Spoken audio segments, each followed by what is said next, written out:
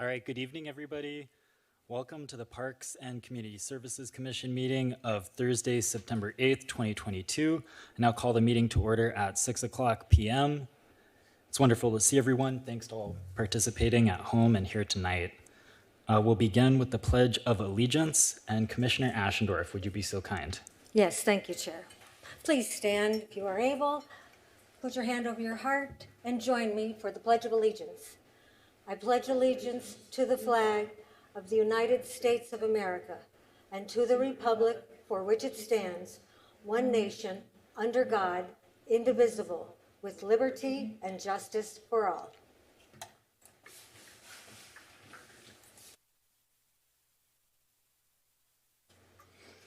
Thank you, Commissioner Ashendorf. Next order of business is roll call. Ms. Fatua, the floor is yours.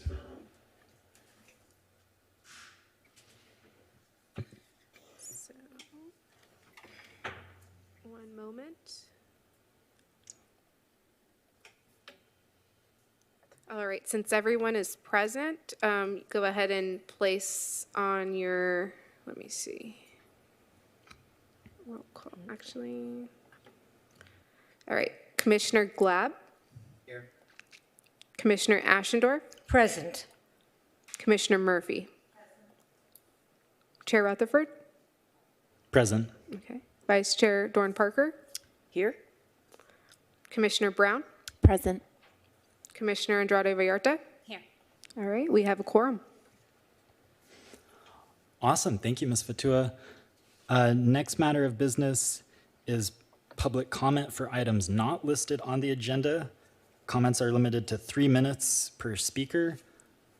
Seeing no speaker in the chambers, Ms. Fatua, is there anyone on Zoom joining us that would like to make a public comment?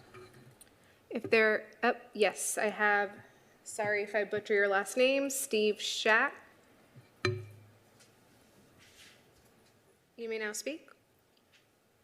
Great, thank you very much. I'll keep this quick. I don't need 3 minutes. I just wanted to, one, thank Miss Michelle Murphy. I brought to her attention a few weeks ago an issue that I've noticed over at T-Winkle Park, over at the sports fields, and she put me in touch with Jason Minter.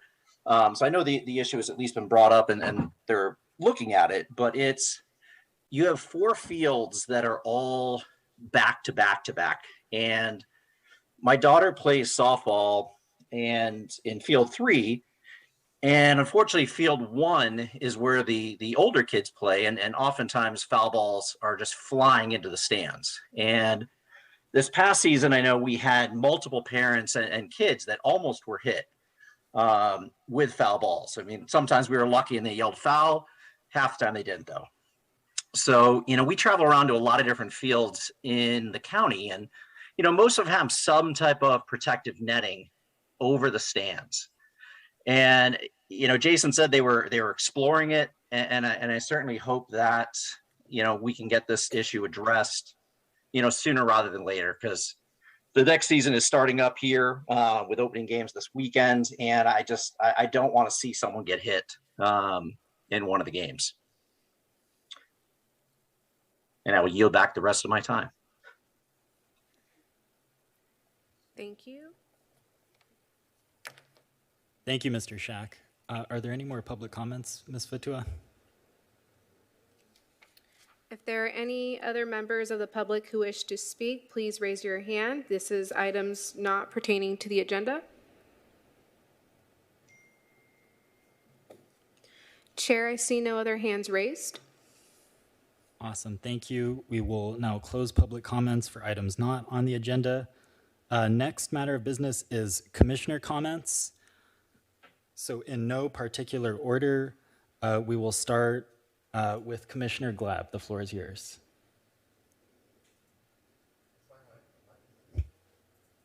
I don't have any comments. Thank you. Thanks, Commissioner Glab. Commissioner Ashendorf. Yes, thank you, Chair. I do have a couple. First of all, as someone who doesn't have air conditioning, I do want to thank the staff for opening the cooling center. I understand, especially on Labor Day, surprisingly, it was available, and there were quite a few residents there who took advantage of that. So thank you for making that happen. Also, I want to thank staff for their responsiveness. We now have a sign up at Tanager Park so that there is information on how to play pickleball and how to keep that thing moving, so the game's moving. So that's really important. Thank you for that. A question for staff. Councilmember Harlan mentioned at the Tuesday City Council meeting that there's going to be an official opening for Jordan Park. So if that's the case, I hope that staff can clarify that for us.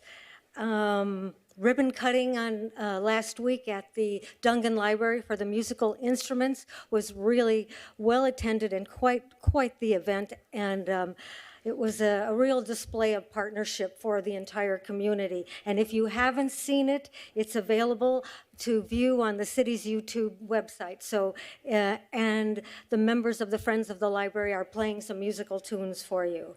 And finally, I'd like to send a shout out and kudos to two Costa Mesa residents, Dom Jones and Richard Kuo, who live on the east side. They are competing in the Amazing Race, which starts on September 21st. So you can watch our own residents in that process. Really want to cheer them on. Thank you very much. Thank you, Commissioner Ashendorf. Commissioner Murphy. Yes, thank you, Chair. I would first like to say thank you to Mr. Mintner for helping with the storage unit availability for Newport Mesa girls softball. That is very beneficial to them. They are very appreciative. They have told me multiple times they really appreciate how much you help them out. They are trying to grow their team, so I'm hoping that if there's any parents out there who are interested in softball, it's a great team, it's a great league, and they're growing. Also, thank you to the Costa Mesa staff for addressing the dog park issues, the bark park issues. Thank you so much. We had a very nice resident who was very concerned with the mud issues, and I understand that there has been a lot of problems with trying to get grass to grow in the dog park. I appreciated the very thorough response that staff gave. It was very helpful, but also trying to mitigate the mud with the pavers and some of the other factors that they brought up is really appreciated to all of our residents. I do know that. So go dog park people, and hopefully it'll be a little less muddy for you now. And also, I am looking forward to a resolution to the softball and baseball field problem at T-Winkle. I do hope that we get some netting up there as quickly as possible. Those fields are in high demand. They're used pretty regularly, I think, throughout the day and throughout the weekends. And someone is probably going to, unfortunately get hurt if we don't get something up there soon. So anything that the staff can do to make sure that that moves along quickly would be greatly appreciated. So thank you. Thank you, Commissioner Murphy. Next, let's move down to the Great District 4, Commissioner Andrade Vallarta. Thank you, Chair. So great to see everyone again after a brief hiatus in our new meeting schedule. I think for me, now that as we are back into the regular school schedule, again, a huge appreciation to the team for setting up a fantastic summer camp for many of Costa Mesa residents. But I would love to have an opportunity to talk about, as we're seeing, increasing heat waves and the change in weather. I understand, I've heard some of the feedback from a lot of the parents that participated since the camp was held outdoors. There was no facility for the kids to really find some shade, so it's kind of interesting. You would pick them up and they would all be huddled under tree shades like little sheep. So if there is an opportunity to explore some indoor space that may be available to host the kids during summer camp, just giving the change, again, the increase in temperatures that we're seeing in the summer. And also would love to explore an opportunity to have some enrichment activities. I understand, right, we have there's like a weekly fee, right, per camp. And there's some great outdoor engagement, a lot of fun trips. But it will be fun to, I think for the kids to also get some STEM exposure. while they're off on a school break, so that they can continue to, accelerate their learning and supplement what they're going to have back in the new year. But otherwise, really great feedback on from parents and the kids, of course, that really love the camp. Thank you. Thank you, Commissioner. And then District 5, Commissioner Brown. Thank you, Chair. I just wanted to pass along some thanks from residents. I've been talking with neighbors and everybody is just really ecstatic about pickleball. And so I just want to pass that along, that I'm hearing that from people, all sorts of people, random people that I'm like, who knew that you were really into it, but they're really into it. And so then I'm also fielding a lot of questions, which is what fields are next? Where will there be more pickleball courts? How many courts? How late will they be open? So I said I would ask. And bring it back to people as I see them again. So that was just one acknowledgement and a series of questions. And then I do have to acknowledge I like the new spotlight, and I like the organization of it quite a lot, especially the inside cover page. It just feels very organized. I kind of like the city layout in that way. So I just wanted to say that. I have my coffee at home and I've saved it. But thank you. Thank you, Commissioner. And then our Vice Chair, Ms. Parker. Thank you. A couple things. One is I want to acknowledge the city and the app, and I hope anybody who's using it understands it. So I had a couple of calls and an email from community members around Harper Park. There were some trees down and some other things that happened, which was sort of strange because there was no weather event. And that's a unique sort of shared space. So it was a really nice thing to be able to show them how to download the app, and they were all like, oh my gosh. So on 17th Street, because they're right near 17th Street, if I find blah, blah, blah, or blah, blah, blah, can I just use the app? So I want to acknowledge the staff and anybody who's watching this, please use the app. It immediately goes into the system of a queue, and it goes even on the weekend to staff that can really help mitigate what has been pointed out. And we're all stronger as a community if we're all have eyes on everything so that we can really help that out. So, but I also want to acknowledge staff with got over right with it, but also it's a field that Newport Mesa also helps oversee. So that was an interesting one. The other thing on the hottest day, I think so far during Labor Day, I met with some of the leaders that are really taking the lead on the Brentwood. These families are amazing. They have coalesced around the 200 families. They're taking the lead. They're doing the research. And I have to acknowledge Councilmember Harper. When it got too hot, I had to go away. I'm not very good in the heat. So I just need to acknowledge that. So they, are continuing to imagine, re-engage, and really make this a community effort, even before the city starts to take input. And the research they're doing is just astounding. The other part, I'm glad you mentioned about Jordan Park. Of course, here we go. They opened on the hottest weekend. And already, our director got an email from, I saw one of the families who were so excited. I can't tell you, I go by there all the time and just kind of checking it out. And I'll let people know, what do you think? Or especially as they were peeking around the fencing. That was super exciting. It was sort of like a dramatic effort. So I just want to thank and acknowledge Director Minter got back in touch. One of the questions that they had is, now that we are having more and more heat, is there any process to start requesting shade over some of the play areas so that sort of thing. So I want to acknowledge the director on that. And then one of the other areas, which I know I brought up, is to be able, in our planning of our parks and re-engaging them, is to plan on making sure there's some sort of water source. I know people aren't necessarily doing drinking fountains, but people are really bringing their own products to put water in. So it'd be nice if in the planning we continue to add some sort of water source so we can make sure everybody stays hydrated. And then the other issue has come up a little bit because I'm involved in Lions Club, Girls Inc., and some of these groups. And one of the things I'd like to continue to explore, and I know our chair has brought it up, is we have no real meeting spaces for our community groups where they can meet regularly at no charge or very little charge. And I really would like to see this as a critical planning as we move forward, because we should really, as I was on the board of the, Newport Harbor Baseball, we used to meet in a little room, and it was free, and it was great because the community knew where to meet.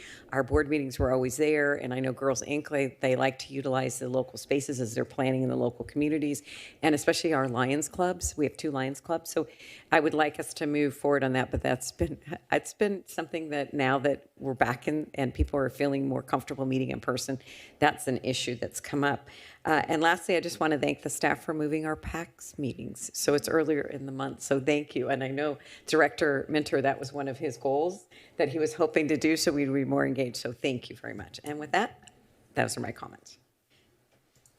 Wonderful. Thank you, Vice Chair. For my comments this evening, I just want to echo the congrats. I see we got another copy. I also got it in the mail. I was very excited to see it in the mail. The new spotlight looked really beautiful. So congrats to the whole PAX team on a wonderful job on the new spotlight. I want to second what Vice Chair Doran Parker said about the need for shade structures. We've all been receiving the text messages about flex alerts and the need to conserve energy. And it's really just worth noting how this year in California, we have the highest number of days above 90 degrees ever in our state's history as recorded. And so that's just going to be more strain on our parks. And I think that reflects, just where we're going with climate change. That's an excellent point that we do have a serious need to add shade shelters at our parks as the number of hot days increases. I also want to second what the Vice Chair said about meeting spaces. I know there's community groups that continue to have a need for meeting spaces, and I know the Norma Herzog Center still is yet to be available to community groups for reservations, and also the Adams Room at the library has yet to be available. So I appreciate Director Minter having conversations about those issues and your work to get those open back up to the community. So thank you there. I also just wanted to quickly report out on park tours that we had done. Thank you to Mr. Ryan and Director Minter for touring Jordan Park with Vice Chair Doran Parker and I in July. The new project, I don't want to steal your thunder, I'm sure you'll report on it later, but the project really turned out beautifully. So congrats on a job well done there. We also had an opportunity to tour Wilson Park last week. So thank you, gentlemen, for your work on addressing those safety concerns. I know that park patrols have already been altered, so I think that's definitely due to the concerns of the PAC staff raising. I also wanted to comment that with the safety concerns at Wilson Park, I think we want to hear from the public on how that space can be reimagined and activated more due to ongoing public safety concerns with the restrooms there. I think a key part of the solution is hearing from the public on how we can activate that space more, because there's certainly an opportunity there at Wilson Park. I also wanted to report on meetings with the department director to discuss the group permit municipal code requirements. I've had these discussions before. I know we've brought it up before. Just to refresh everybody, this is the group permit policy requirement for groups larger than 10 to play in the parks. So at this time, just to close out my comments, I did just want to do a temperature check with fellow commissioners to see if this is something we could support bringing back as a study session item or a staff report item to really look at. Wonderful. Thank you for your support. And with that, that's the end of my commissioner comments. And we'll move on to old business, which is approval of the minutes of the July 28 Parks and Community Services Commission meeting. Ms. Fatua, are there any public comments on this item? If there are any members who wish to speak via Zoom, please raise your hand. Chair, there are no hands raised. Awesome, thank you. We will close public comments on this item. Is there a motion from the commission? Commissioner Brown, and seconded by Commissioner Ashendorf. Let's call the question. Ms. Fatua, the floor is yours. If you guys want to try out the voting since everyone is present.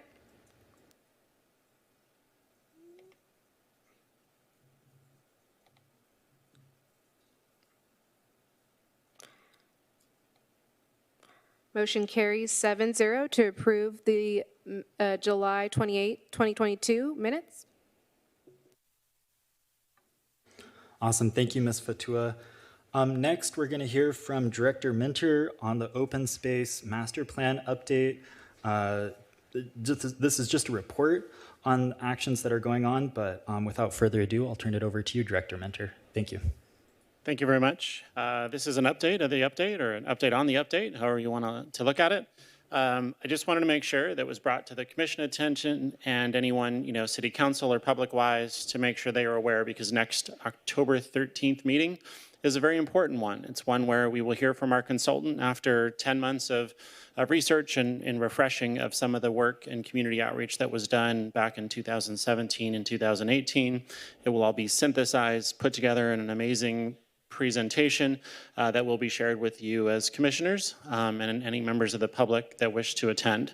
So the master plan update, it's kind of a long time document. I'm not sure exactly the last time it was updated, but it is definitely due. Unfortunately, it did sit for a while prior to my arrival here in the city, and it's something that I've been fortunate enough to start working on back at the end of 2021, and we're ready to get to the point where we're presenting it. The master plan is an overall kind of guiding document that we hope really helps gather or capture the community's viewpoints on what they want to see in our park system, whether it's actual park spaces, park amenities, or activities in parks. And so we're very excited to bring that forward. So there will be outreach done, there will be notification flyers that will be posted on the city's website, through Facebook, through the different social media channels. But please, as commissioners, all of your constituent groups, make sure that you're reaching out to them.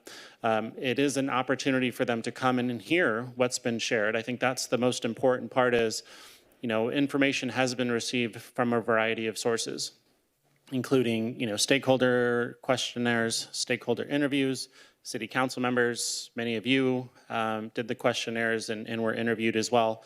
There are multimodal phone surveys. One of these days I need to know what the multimodal part is, but I know there are phone surveys. So we need, that data has been captured. And then there was multiple community meetings that were done back in 2017, 2018. So there's a great deal of information that's being synthesized in this presentation, after which commissioners will be able to ask questions, make comments, and then it will be open to the public. So if they're part of a youth organization, if they're an adult organization, or just speaking as a resident, for their community, we want people to come out. We want them to hear the presentation. And if they have comments that they'd like to make, that would be our main focus for the next meeting on October 13th. So that is the update for the update. After that, the next step would be, it would go for a city council study session, kind of the same thing where they could take feedback, or if there was significant changes to feedback during the commission meeting, that could also be incorporated into the presentation for clarity or depending on what it is, and then presented at a city council study session. That date has not been chosen yet, but we hope to have it soon. After that, the consultant goes back, puts final touches on it based on community input at those two meetings, and hopefully has a presentation that we can make before city council in the early part of 2023. Again, that document would then serve as kind of a guiding document for when park projects come up or when park land is available. They can help guide all of the decisions that are made either through the Parks and Rec Commission or the City Council. And that's my update. Awesome. Thank you, Director Minter. Exciting news. So next meeting is going to be a big meeting. Ms. Fatua, are there any members of the public that wish to comment on this item? We'll open public comment. If there are any members via Zoom who wish to speak, please raise your hand. I see no hands raised, Chair. Awesome. We'll close public comment on this item and move on to any commissioner questions for Director Minter. Commissioner Brown, the floor is yours. Just curious, by when can we expect the draft plan? And I ask primarily so that as I'm thinking about reaching out to people, the more time the better, so that people can read it. Do you have a sense of when it will be submitted to you? Are you're talking about a written plan, or a copy of the presentation that will happen on the 13th? Probably both. Just in my experience, it's really helpful to respond to things that you're able to process in advance. And so certainly as a commissioner, that's useful, but as I'm inviting people to come, it would be good to share with them. I don't know if it's fair to ask for the presentation, though. If that's available, that would be great. Let me back up and ask, will there be a written document that's with the master plan? The master plan is a written document. Okay. However, the final one may not be presented until it goes to city council. So I'll double check that, and I'll make sure that we get a notification out to the commissioners about the actual written document portion of it. Will there be a draft written document that city staff will see? At some point, but I don't believe before the meeting on the 13th. Oh. Yeah. Can I ask why that would be?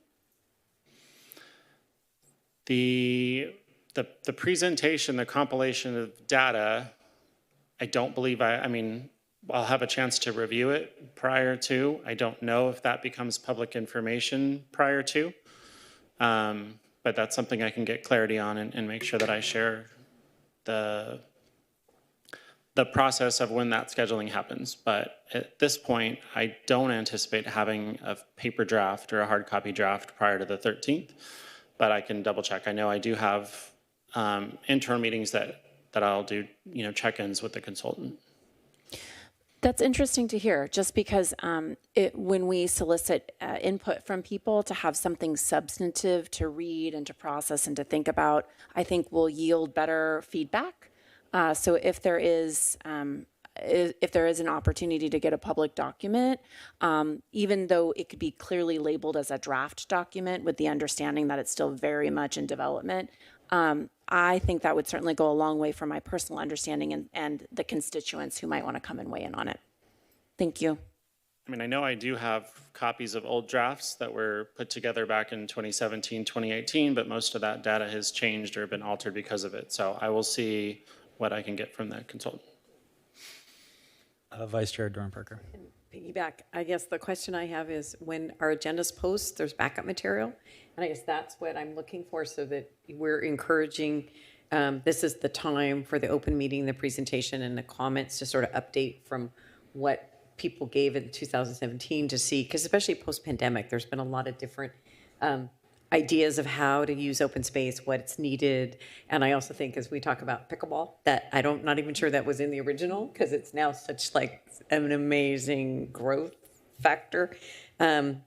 So I guess that's what I'm asking for too, is to make sure there's something posted with the agenda so that people can be more efficient, so that they can sort of see what's going on, what the idea is, so that they understand. Most of the people I'm going to reach out to make sure they come, they won't know really what an open space master plan is per se. They might just think it's pieces of it. So the more information and background, I think it would be really effective for the hearing and also for the consultant to understand before it moves forward with more efficient input for the city council, is ultimately the one that's going to adopt it. Noted. Thank you. Vice Chair, any other commissioner comments? Just to piggyback, Director Minter, just a couple questions on process and schedule so everybody can be on the same page. But could you, in addition to the upcoming commission study session scheduled, could you give an estimate when this will be brought to City Council as the second study session, an opportunity for public input? I will make sure I have a confirmed date prior to the October 13th meeting for sure. As soon as I can lock in the study session date, I will send it out. Absolutely. We're just having a question of availability of dates. There's a holiday in there, like the way the schedule works out, and then there's that little thing that they're calling Election Day, I think, that would fall on a normal study session night. So we're running out of chances to do it, and we're trying to follow the Tuesday council schedule, and that's one thing I'm working with the city manager's office on. Thank you. Appreciate your diligence on that. Just doing my due diligence as well. And then could you, just to build off Commissioner Brown's question, could you give an estimate on when the draft plan will be made available to the public so they could review it? As I mentioned in response to Commissioner Brown's question, I will follow up with the consultant before hazarding a guess at that. So I know we do have, like I said, another internal meeting scheduled, and I will follow up with them on that next week and make sure I report back. Sounds good. Thank you, Jason. Just a request that I think it would be appreciated by the public for that to be available as soon as possible. So appreciate your attention to that. But with that, I think that's all the comments we have on this update. So thank you again, Director Minter, for the update. And I'll move to receive and file that report.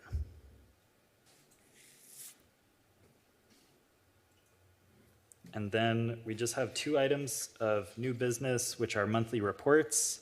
The park ranger reports for July and August. Ms. Fatua, are there any members of the public that would like to make a public comment on the park ranger reports? If there are any members who wish to speak, please raise your hand. I see no hands raised, Chair. Wonderful, thank you. We'll close public comments on the park ranger reports. Are there any commissioner comments or questions? Do I get to talk? Oh, I'm so sorry, Director Minter. The floor is yours. Let's do that. It was really quick. All I was going to mention was, I really do appreciate the support of our police department. For the time that I've been here, I've worked with Lieutenant Brian Watkins. The police department does, periodic changes in shifts, and Lieutenant Watkins was reassigned to a different portion of it, not disciplinary or anything, just, as they do with their rotation. And I had been able to work with Lieutenant Jason Chamness, who you guys met at the commission meeting a couple of months ago.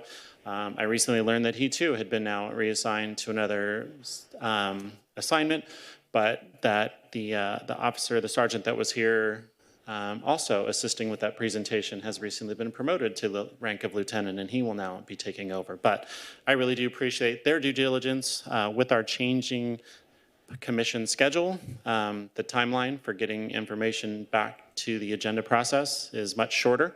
In fact, it was as short as it could possibly be this time, as it was, a one-day turnaround from when we closed the month to when we needed to post the agenda. So I appreciate the support of the park rangers.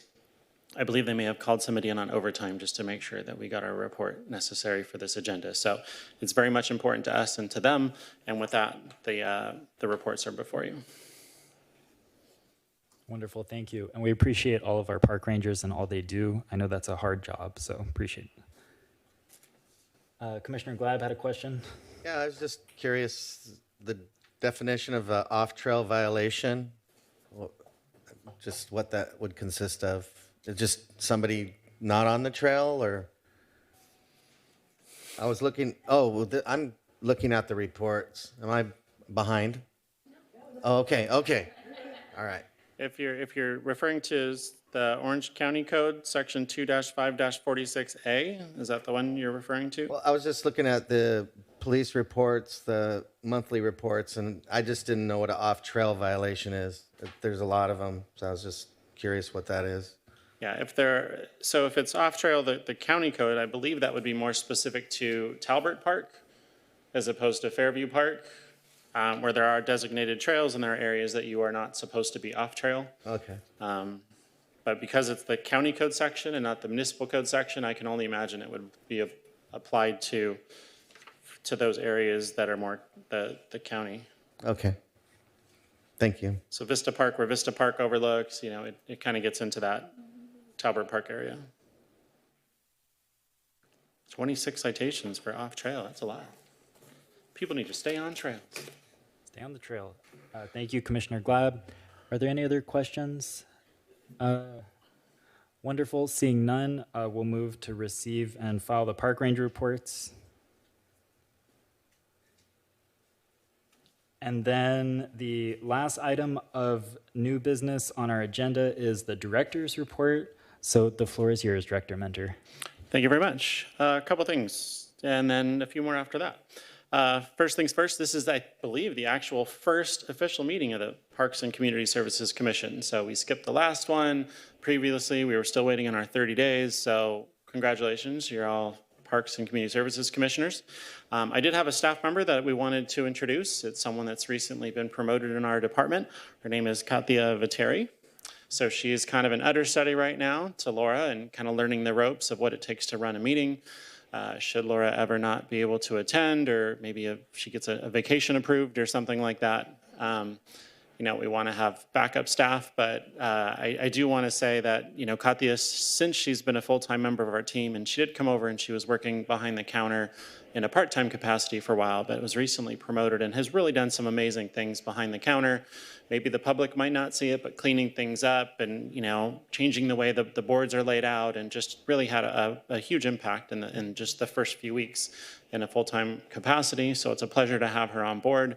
And it's been great, kind of working with her. Laura was out for a week, and, I think we had our first few conversations, and, it's kind of hard to catch up with me sometimes during the day. But thank you so much for Katya for coming into, to this role in our department. And that's why she's here tonight, in case you're wondering who the stranger was. Let's see, a few more things, and I don't even think I'm going to address a lot of the update or the monthly report things, but it is 2 months worth. It's both July and August. Some of the questions that were made, or the comments that were made during the commissioner comments, I wanted to ask Laura to give you a brief update on the concert in the park at Balearic that the commission reviewed. So we do have an update on that, so she will share that now. So we are working with Mesa Group Real Estate. They have changed the date to potentially a spring date. So we are working with them to kind of iron out details and more information on that. So hopefully, once we get that date out, we can provide another update with the commission. Potentially, it could be Kathia, since she will now oversee special events. But other than that, we are working with the organization, and it will not happen October 1st from the last meeting, as stated. Yep. And as Laura mentioned, by overseeing special events, for a point of clarity, there's the special events that the city operates, the Scarecrow Fest and those things. That's not what she would be overseeing. There would be staff. By special events, it's the applications from the public that come in, like things like roller skating events and whatever, would go through Katya's office. So that's the special event part. The cooling center was mentioned. I have a huge shout out to staff that kind of got the last minute assignment to go operate the cooling center. We had 6 people that entered the center, the cooling center on Saturday, 8 people on Sunday, and 12 people on Monday. I don't know if it was getting progressively warmer, or, there was a rumor that maybe people forgot it was a holiday and they showed up to the senior center just for their regular programming and then said, oh, hey, look, it's pretty cool, I'll hang out. But either way, it is a great service that we provide to the community. And I think there were some movies shown, and I was trying to get him to watch Parks and Rec, the TV show, the whole time, but, kind of a little shameless plug for our department. But yes, thank you to staff. Great leadership from, acting city manager, our chief Dan Stefano, and Brenda Emmerich, who's our current emergency services coordinator, for helping, with the leadership to get that going. It is, one of those overtime type assignments that unfortunately took place over a long holiday weekend. But I know I wasn't going anywhere. It was very hot this weekend. But that's, thank you for the kudos to staff for that. Kevin, Mariana, Angel Bear, and the other staff that worked with them. The Jordan Park ribbon cutting, a flyer is currently in process. So as soon as the flyer and the information is solidified, it will get sent out to you. As far as other Jordan Park updates, Rob, is there anything you wanted to comment on for Jordan Park? I think everything with the install went according to plan. We've gotten some great feedback from, the public on a couple of the amenities there, but. Yeah, no, the installation was great. We got great feedback. I think it was mentioned by one of the commissioners that people were literally peeking through the fence, just there waiting for the fences to come down. And as soon as they did, they were out there. If you get a chance to visit, there's those kind of kaleidoscope looking structures at the top. When the sun hits just right, it just casts a incredible color down onto the sand, and it's actually quite striking. I was surprised. I knew the design, but was surprised by how vivid the colors were on the sand. And so hopefully the kids are kind of enjoying that aspect of it. So, but yeah, everything went really well. So we're really pleased with how it came out. I can tell you as I went by, and it's just the right thing, and they had a bunch of little toddlers that were dancing on it because it's just the right kind and in the sand. So I need to tell you that the staff was wonderful to find the design, having it be sort of STEM. And next to the Boys and Girls Club, it's just a well-used space anyway. But that was really funny that I just happened to be walking by, and then thought that was strange because they were all like looking down in the sand and dancing, and then I realized it was the effervescence of that color kaleidoscope. So very creative, very creative. Thank you. Thank you, Rob. The T-Winkle storage, thank you to one of our recreation coordinators, Emily Pulaski, that, kind of put that together. And we really do appreciate it because it was an underutilized space that had a lot of stuff in it. And, by the group bringing it to our attention, we were able to get in there and clean it out and create storage opportunities for more than just one group. But anything we can do to help, the organizations that serve our community so well, I think it's always great to have a fresh set of eyes on it. So thank you to Emily, Ashley, for their work in making that happen, and glad to hear that it's well received by the girls. The T-Winkle ball diamonds, yes, it has been noted, and we do have some proposals that we're reviewing on what we can do for that safety netting. So that is something that staff are definitely aware of and working on. One of the things that will be on the City Council agenda on September 20th is the approval of the tennis center scope for the RFP. Ideally, it would get approved on the 20th, and we would be able to launch the RFP later that week. That would give us a timeline of having proposals in the following month, reviews, interviews, all those things, and ideally a City Council approved contract early in December so that we could have a new operator or a new contract that would be effective January 1. So that's our tentative timeline now. No action is required of the commission at that point, but it is something that will be on the agenda for the 20th. Monique will be taking lead on that. I will be traveling that week at the National Recreation and Parks Association Conference in Phoenix. So if anybody wants to take a break from the heat here in Southern California and go to the heat in Phoenix with me, just let me know. But that is something that, I know Monique's been working on quite a bit, and we'd really like to get that, that contract, locked in for our new tennis center operator. And because it was touched on earlier, things like pickleball is something that is included in the scope of the RFP. We do want a new operator, the operator, to consider permanent, temporary, something like that, pickleball opportunities on the existing courts. So we're very excited to get that launched and released, and hopefully see some really amazing proposals for what we can do moving forward at the tennis center. To the meat of the report, it is, like I said, 2 months, so there's a lot of information. Monique will go over a lot of the programming stuff. The capital projects, just a quick update on the capital projects. The musical instruments that was mentioned, that was a super fun ceremony, so thank you to the friends of the Costa Mesa Library for putting that, or getting the funding together. They really are breathtaking. I mean, when you go out there and just see them, it's an impressive set of equipment. I'd seen the musical instruments at Mesa Verde Park, and that was cute, but this is impressive. And I really do think people that have more musical talents than me could go out there and put on a pretty good show. I think the friends did do a little rehearsal, but I'd love to see other groups out there performing, whenever they get a chance.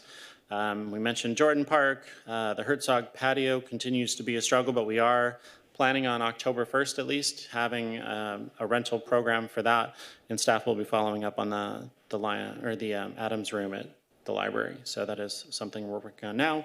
Please make sure you're looking at the upcoming events. Art Venture is a big one. If you haven't RSVP'd already, make sure that you do so.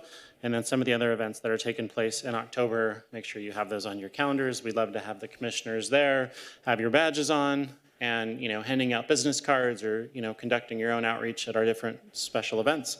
And with that, I will turn it over to Monique. Thank you. Just a few noteworthy things from these reports. As always, we have a ton of staff working on a ton of different projects at all times. A good example is Kathia is now our full-time, but she also came from youth programs, doing day camps, doing rocks, and now she's with us at the front desk and handling special events. So that just goes to show you how our staff are capable of handling multiple things, juggling a lot of different projects at the same time. Starting with our senior center, just want to highlight our senior transportation is getting back up and running. I know it was slow to come out of the pandemic, but we're getting there where we do day trips. Plus, we're planning on bringing back our congregate hot lunch program.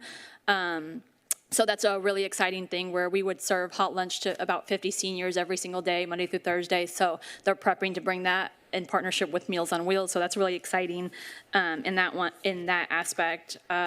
Like Commissioner Andrade Vallarta said, we had a lot of successful camps and summer programs, and we like to say like we want to wind down after summer, but we hit the school year and it starts all over again.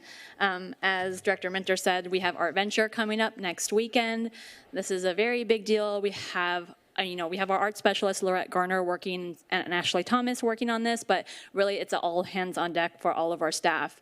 It has over 100 pieces of art coming into Segerstrom, and while it's the same, it's also reimagined in a new location of Segerstrom, so we very much like to see you all there.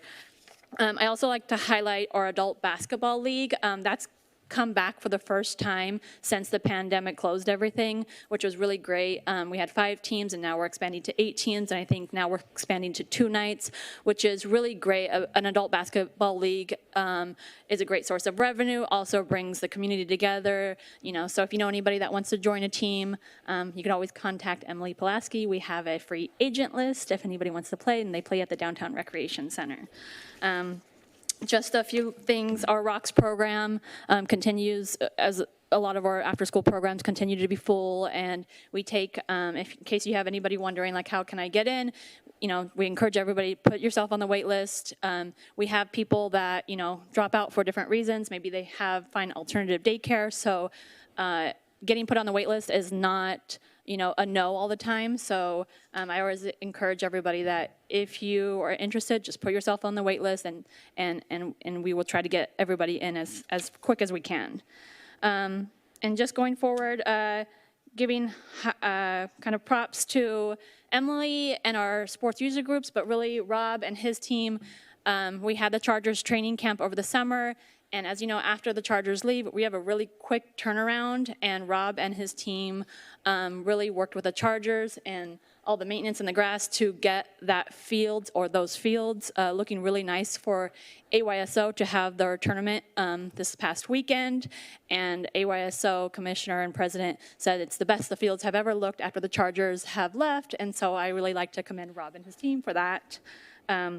We'd like to say thank you for the props on the spotlight. It really feels like we're in a journalism editing room with all of our staff, because we worked a lot of hours on this, overtime hours for Tiana Johnson, who was the lead on this project, and it's not done yet. So it's a great.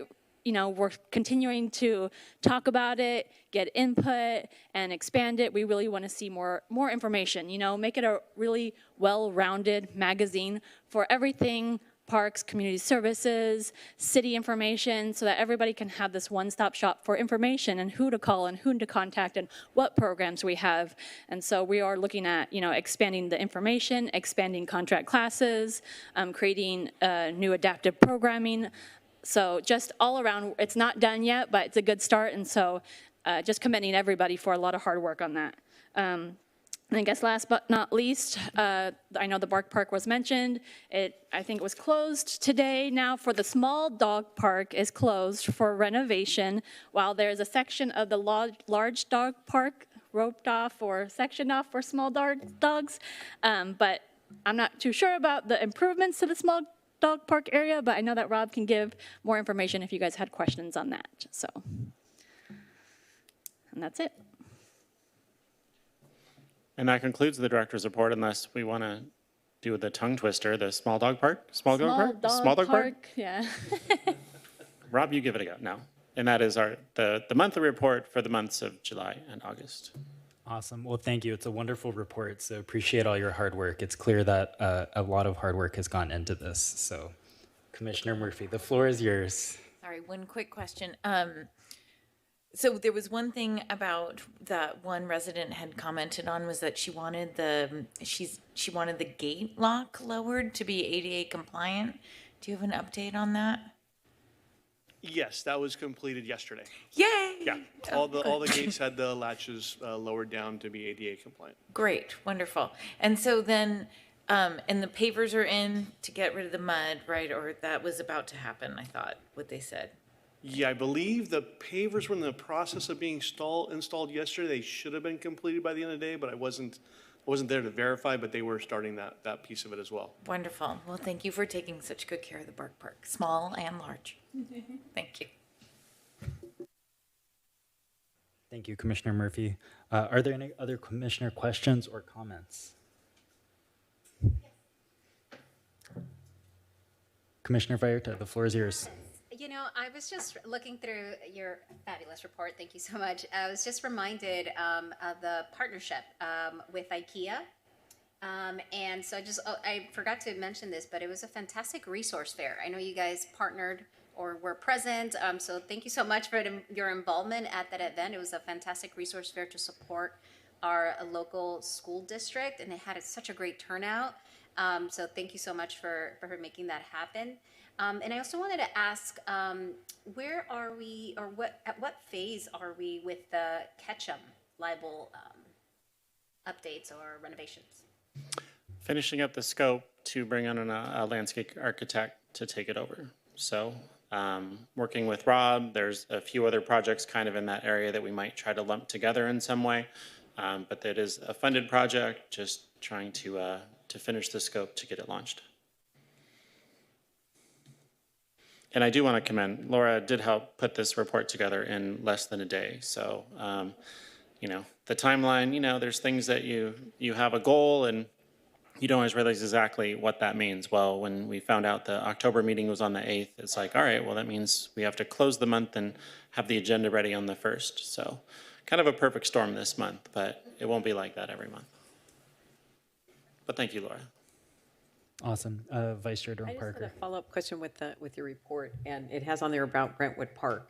And so I know that the lead families have been doing a lot of research. They've been all over Southern California looking at parks. Some of them have been on vacation. They said their families are ready to kill them because they go research what kind of parks are there, who organized the parks, who designed the parks, and then they talk to the consultants. So if we can just make sure as you're doing planning outreach that, and I know Director of Interns, you've been in touch, they've been sort of emailing you some of them. So just keep me posted so I can make sure that they're involved because they really want to make sure it's a tremendous community input. Because we know sometimes when we have those input fairs, you get 3 or 10, but they really want to involve they have, like I said, that list of over 200, and a lot of them are different parks, different residents around the park. And different community members that use the park that we might not think to include, but they ride their bikes or their scooters and they use that park a lot. So just let us know because they're so helpful. It's amazing. I'm just so proud of them. Well, unfortunately, I did take a couple weeks off in August. You know, had to do it. They forced me. But and that did not overlap with when Rob took some time off in August. That was the time we were supposed to like get our vacations over the summer. So that kind of like killed a lot of the month of August. But it is something that Rob and I will be planning. We will do outreach. It will be signs. It will be social media. It will be kind of a blast to kick off that outreach program. Yeah. I really hope that all these 200 people, they all come with one unified vision, right? There won't be any differing opinions as to what they want to see at the park, because that'll make it real easy if everybody, if it's pre-approved. They're really trying to help kind of do some groundwork with their neighbors because you can imagine there's an old sand volleyball court that people really aren't using. So the question, of course, is that where swings would go? And then it's interesting about pickleball because it's amazing how many, even though some of them are right near there, and we know pickleball can be noisy, but it's a very long park that has a deep slope. So they were like, oh, you could put it in pickleball here. So they're thinking really long-term for and not just the kids' playground and not just, where the dogs would be. And they know there's some drainage and things like this. So yeah, they're amazing community members who are very engaged and want to make sure the community's engaged, and they come away with a resource for everybody in a way that really works long term. So yes, I do kind of feel the need to point out that so far to date, the only thing that's been approved is $250,000 for playground equipment replacement. So we will accept all input in formulating kind of a longer term plan, but let's, we can't make promises for funding that hasn't been allocated. We've done none of those promises. They understand it's a $250,000 nut. And so there's a question on that public-private partnership fundraising and things like this to see, but they know that that's more visionary, but they do know that it's $250,000 and it's mostly they must be focused on playground because it's not ADA compliant. There's some issues with drainage that they know they have to solve, but they're also looking at, because that park was really reimagined in a way that doesn't work now. So that's kind of they're recognizing that. So it's a great asset. That's amazing that when the city purchased that land, it was a private school. And so it was a really innovative way for the city to get some green space in an underparked zone. People don't think the east side, but I think the east side is one of the most underparked regions in our city because the infill development didn't really accommodate for any additional green space. So this is one of those larger acquisitions, in the most modern region. So no, but they're very clear. They're really focused on the playground, and they're also focused because some of their kids are have ADA needs. Well, I love the outreach portion of it. I love going into the communities and hearing what they have to say about their parks. I do want to report that one of my favorites of all time was a 6-year-old boy, and he brought in a little drawing, and he wanted to see a cannon that would shoot you from one side of the park to the other. And I wanted to do it. I really want to do it just because it was his idea. But there are things, unfortunately, we have to say no to. But we are looking forward to that outreach process and getting that going, at least on the calendar, so that people can start planning around it and we can start selling tickets for it. Selling tickets and these moms. That's how we're going to raise money for. And, we're going to raise money for the cookies and the park. Never know. Yeah. Tickets. Okay. Thank you. Thank you, Vice Chair Dorn Parker. Any other commissioner questions or comments? Seeing none, Director Minter, I just wanted to ask and just uplift that there appears to be wonderful interest for community gardens with so many folks on the wait list. I know Councilmember Reynolds also posted about this on her social media, just putting out the word to get community members to give input on what are ideas for other places where community gardens could be placed in Costa Mesa. So I just wanted to uplift that for anybody listening at home. If you have ideas on where you think other community gardens could be, Jason's nodding, so maybe Jason's down to hear those ideas. So that's wonderful. But this is a fantastic report. Thank you to city staff and Commissioner Murphy. Yes. Right. I have a question. Could any of the community gardens be at the schools? I don't have liberty to speak for what happens at school property, but it can be something that we bring up at those discussions. Typically, community gardens are open, during daytime hours, and so there would be some limitations on what they could do, but, it would be with the approval of the school district, the school board on if they wanted things like that on their site. But one of the things that when I first got to the city of Costa Mesa, we did a tour of the gardens, and it was about, all right, we knew there were some wait lists. It was trying to make sure we got the most out of our garden space.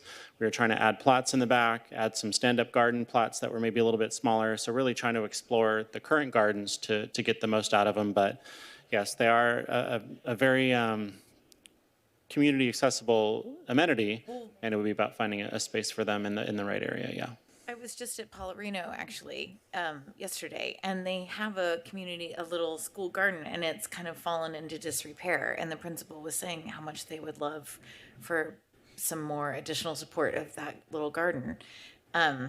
So you might have some principals who'd take us up on some community garden.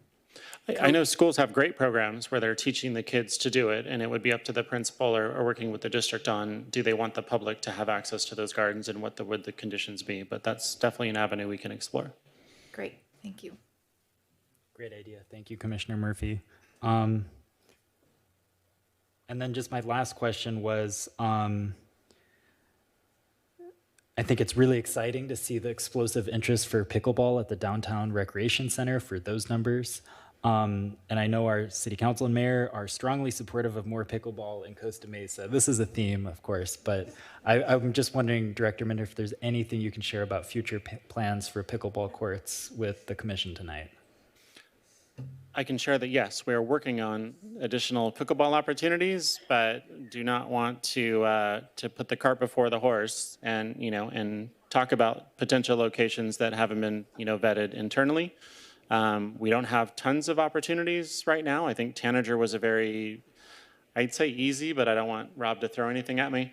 It was relatively easy in terms of we had an existing court that just needed to be expanded, enhanced a little bit. But, some of the things that that you don't think about till you go out there was not only are you making sure there's a court, but you're making sure there's a pathway to get to the court and, that it's accessible. And, so it was expanding the court and adding sidewalk, and the sidewalk location was where trees were with tree roots, and we don't want a negative, so it's just a lot of the planning things that go into it. But there's definitely the interest in pickleball through the Costa Mesa Tennis Center. That will be, I think, first and foremost.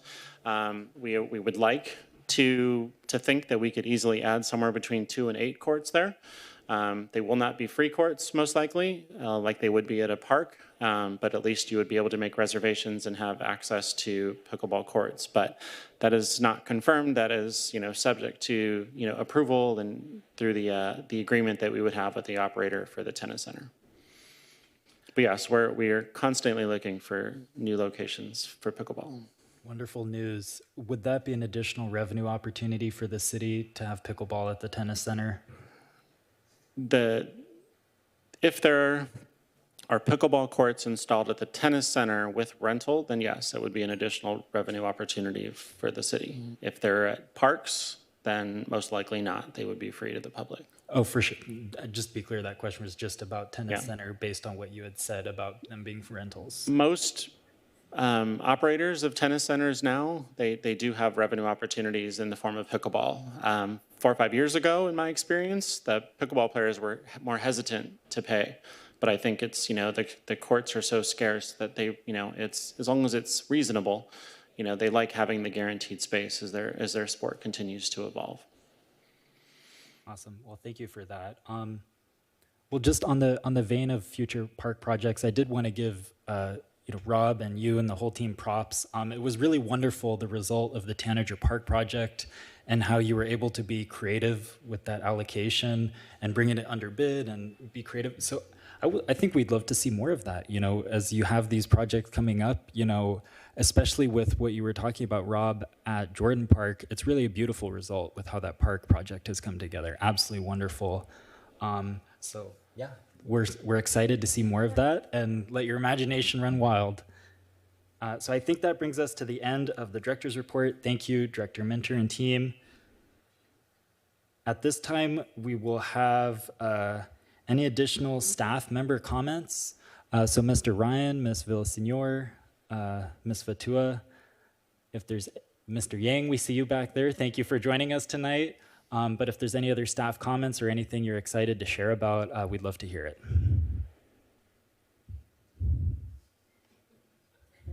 No, I have no comments for this evening. Thank you.